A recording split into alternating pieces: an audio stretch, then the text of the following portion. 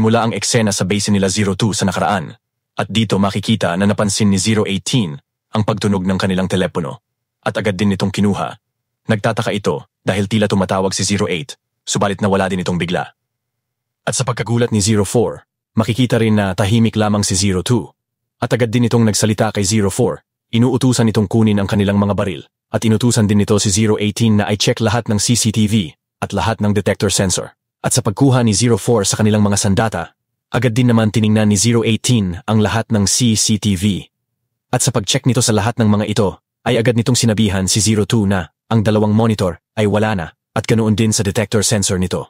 At habang naghahanda si 02, ay sinabihan din nito ang kanyang mga kasama na madaling maghanda at agad i-activate ang mga bomba na sobrang ikinabigla ng mga ito. Lipat ang eksena sa kasalukuyan at dito makikita si 04 na sinasabing kung nahuli sila kahit ilang minuto ay kasama sana sila sa napasabog ng RPG.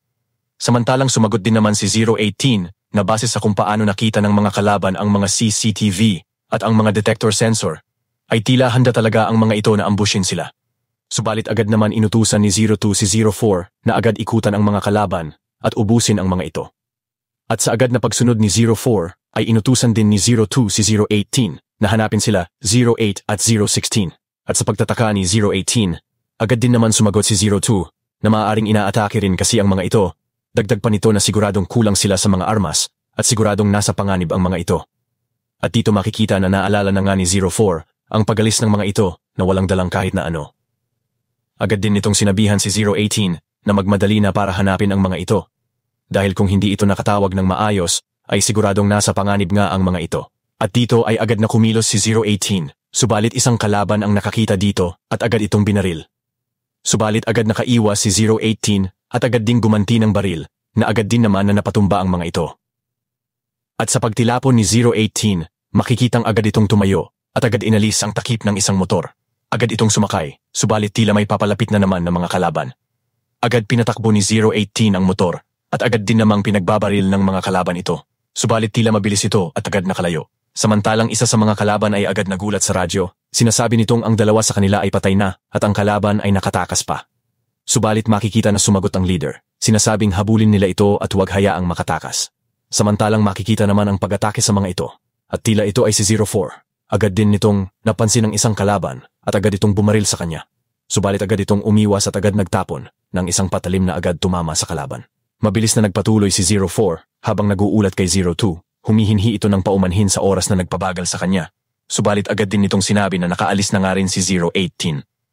Dagdag pa nito na magpapatuloy na ito sa pag-ikot sa mga kalaban para umataking muli.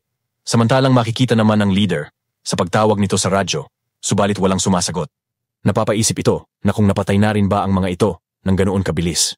Sa isip pa nito na ang dalawa sa mga kalaban nito ay inaatake na rin sa mga oras na iyon sa ibang lugar at sa mga humahabol sa nakatakas kanina ay tila patay na rin. Nagtataka ito sa impormasyon sa kanila. Sinasabing maliit lamang ang bilang ng mga ito sa 10. Napapaisip ito na kung nagkamali lang ba ng impormasyon ang nabigay sa kanila?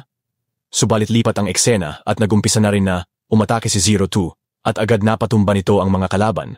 Subalit agad itong napansin ng leader at agad nitong pinaputukan si 02. Subalit mabilis na nakatakbo si 02 habang patuloy naman sa pagbaril ang leader dito. Samantalang lipat ang eksena kala 08. At dito makikita ang mabagal na pagkilos ng mga ito. At agad na ngang pinagbabaril muli ang mga ito ng mga kalaban. Agad gumanti ng baril si 016 at napatumba nito ang kalaban. Subalit tila napansin nito ang pagkaubos ng kanyang bala. Subalit agad nagsalita si 08. Sinasabing iwanan na lang daw siya nito na agad ikinagulat ni 016. Dagdag pa ni 08 na kunin na rin daw nito ang kanyang baril. At dito makikita lamang ang pagtahimik ni 016. Umpisa ang eksena at tinatanong ni 016 si 08 na kung ano ang sinasabi nito. Subalit sumagot lamang si 08 na hindi na ito makakagalaw ng maayos sa malubha nitong sugat. At habang napapatingin na nga si 016 sa sugat nito, dagdag pa ni 08 na kung pipilitin nitong isama pa siya nito, maaari lamang din itong mamatay kasama niya kaya pinapaalis na niya ito.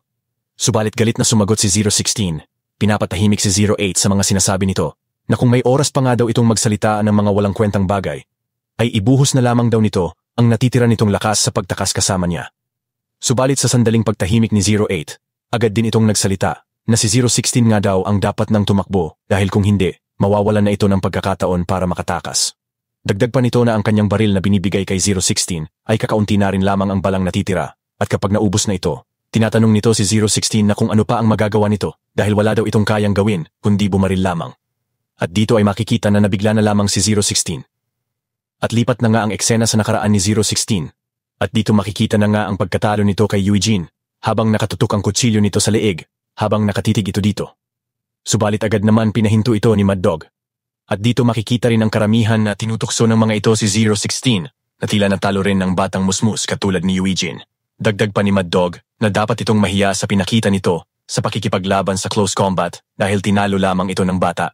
At habang tahimik lamang sa kahihiyan si 016, tumalikod na lamang si Mad Dog habang kinahihiya ito. At habang nakayuko na lamang si 016, agad itong sinabihan ni Eugene na magaling ito sa pagbaril at siya lamang daw ang pinakamabilis sa lahat. At sa pagalis ni Eugene ay makikita lamang si 016 na natulala sa sinabi nito sa kanya. Lipat sa kasalukuyan at agad nitong kinuha ang baril kay 08. Sinabi pa nitong magtago na lamang daw ito doon ng sandali. At sa pagkabigla ni 08, agad din naman nagsalita si 016. Tinatanong nito si 08 sa mga sinasabi nitong kabaliwan sa pagsabutahe sa pagiwan sa kanya. Subalit sumagot lamang si 08 na hindi ganoon ang ibig sabihin niya dito. Subalit sumagot lamang si 016 na hindi siya nang iiwan ng kasamahan. At kung iiwan nga daw lamang nila ang isa't isa, ano pa ang silbi ng ginagawa nilang pagtakas? At habang natatahimik na lang si 08, ay agad naman na kumilos si 016. At habang tinitingnan nito ang natitirang bala, iniisip nitong dapat niyang mapatumba ang mga ito at kunin ang mga baril. Dagdag pa nitong dapat siyang manatili, malapit lamang kay 08 dahil paniguradong ito ang puntirya ng mga kalaban. Samantalang makikita na nga ang pag-atake ng mga kalaban. At sa bilis ni 016, at asintadong pagbaril ay gumanti na nga ito ng baril na agad nagpatumba sa mga kalaban. Agad itong tumakbo sa mga ito para kunin ang mga baril nito, subalit agad na may bumaril dito. At makikita na nga ang panibagong grupo ng mga kalaban na papalapit sa lokasyon nito. Agad na gumanti ng baril si 016 na napatumba ang karamihan dito, subalit makikita na ngang naubusan na ito ng bala ng tuluyan. At sa pagganti ng baril ng kalaban kay 016, ay agad itong sumugod sa kalaban at agad nitong sinunggaban. Subalit makikitang mabilis lamang na sinipa nito si 016 na nagpatalsik dito at sunod-sunod na inatake pa ito.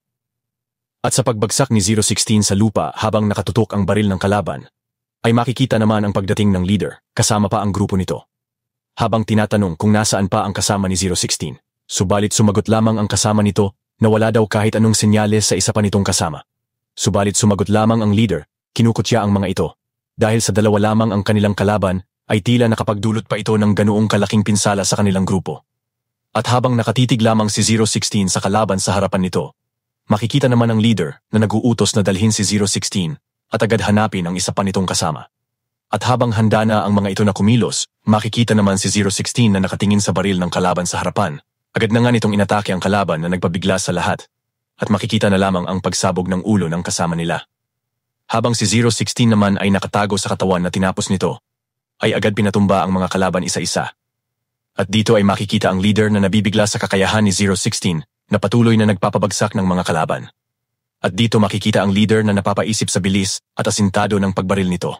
Subalit habang patuloy ang iba pa sa pagbaril kay 016, ay biglang may napansin ang leader sa di kalayuan na paparating sa kanilang lokasyon. At makikita na ito ay si 018 na agad, gumanti ng baril na agad nagpatumba sa mga ito. Agad hinablot ni 018 si 016 at agad sinakay sa likuran nito. At kahit patuloy ang pagbaril ng mga ito sa dalawa, ay makikita na lamang ang pagkainis ng leader dahil nagawang makatakas ng mga ito. At dito na po natatapos ang eksenang ito. Mag-like at subscribe para sa susunod na kabanata. Hanggang sa muli.